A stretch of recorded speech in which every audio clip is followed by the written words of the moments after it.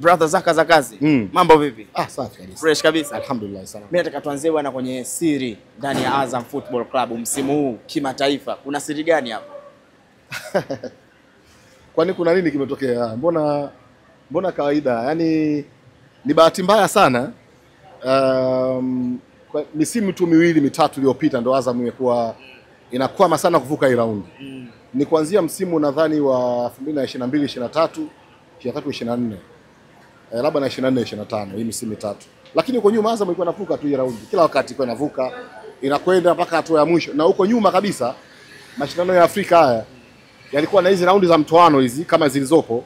Alafu unakwenda kwenye raundi ya mwisho ambayo inaitwa ya mchujo, unakutana na timu ambazo zimetoka kwenye mashindano ya juu. Kwa mfano kama shirikisho, timu ambazo zimetoka kwenye Champions League zinashuka na kukutana nao tena. Azam ilikuwa inafika huko.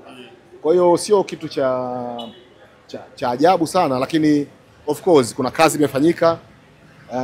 Tuna mwalimu ambaye ni mzoefu sana kwenye mashindano ya kimataifa, anatusaidia kuelewa namna mashindano ya kimataifa yanavyochezwa, kuwakumbusha wachezaji mashindano ya kimataifa yanavyotaka kuchezwa, na tunaona mabadiliko kidogo.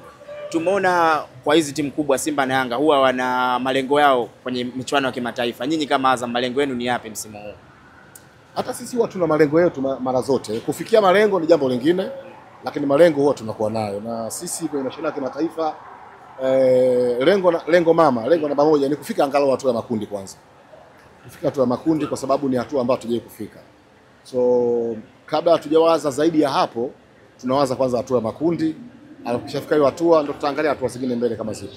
Zaka, mimi natamani kujua bwana, wekundu wa Msimbazi hawana mwalimu. Ikitokea sasa hivi anamhitaji mwalimu wenu, coach Ibenge, inakuwaje hapo? Hayo kitu. Hayo kitu short. Kumhitaji jambo moja. Kumhitaji hajaanza kumhitaji leo. Nadhani labda iliwapita. Walisha kumuita hadi kwenye tamasha lao la Simba Day, aje wapungie mkono mashabiki tu wafurahi. Alikuja akapunga mkono wakafurahi, maisha yakapita. Kwa hiyo wamemhitaji siku nyingi sana, lakini mwisho wa siku ni kocha wetu na sasa hivi tunaye.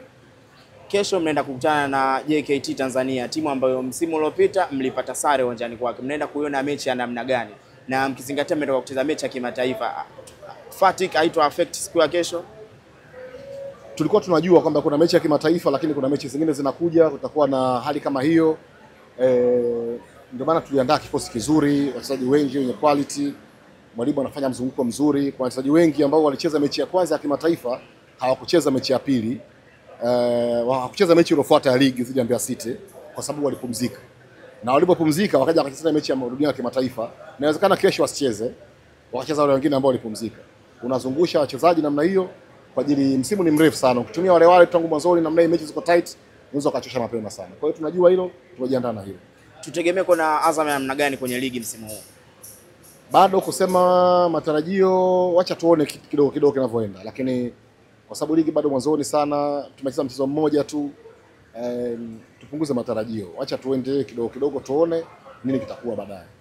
Neno la kumalizia kwa wekundu wa Msimbazi ambao mpaka sasa wanaonekana hawana jambo lolote, hawana kocha, lakini timu yao pia icheze vizuri. Neno moja tu wao. Sidhani Simba ni timu kubwa sana. Kusema tu hawana kocha, hawachezi vizuri sio kitu cha. Kucheza vizuri mimi kwangu, kucheza vizuri ni kitu subjective. Yaani vizuri maana yake nini? Yaani kucheza vizuri maana yake nini? Mpira una pieces nyingi sana. Yaani una vipande vingi sana. Sasa kila kipande kwenye mpira kina uzuri wake. Unaweza kawa haulindi vizuri, unafunga vizuri. Unaweza kawa haufungi vizuri, ukawa unalinda vizuri. Sio? Yote hiyo ni vizuri tu. Unaweza kawa haupigi set pieces vizuri, lakini ukawa na flow nzuri ya mashambulizi yako. Kwa kila kipande, hakuna timu ambayo ina vipande vyote sawa. Kila timu ina vipande kidogo, wanakuwa bora kwenye hiki hawafanya vizuri. Kwa hiyo kusema tu wacheze vizuri siwezi kusema hivyo mimi. Na kwa mashabiki wao na timu yao, waangalie timu yao, wanajua cha kufanya wenyewe. Cha kuwaambia kwamba atakiwa afanye hivi, mimi sidhani naweza nikawaambia kitu, kwa sababu Simba ni timu yenye watu wanaojua mpira kuliko mimi, wamekuwa kwenye mpira muda mrefu kuliko mimi. Mwenyekiti wa bodi ya Simba sasa hivi Magoli, mimi nimekuwa namsikia kwenye mpira.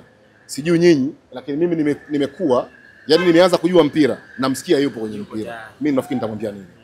Anajua zaidi. Wako wengi wanajua zaidi. Kwa hiyo wanajua cha kufanya. wategemee nini sasa wanapokwenda kukutana na Azam msimu huu?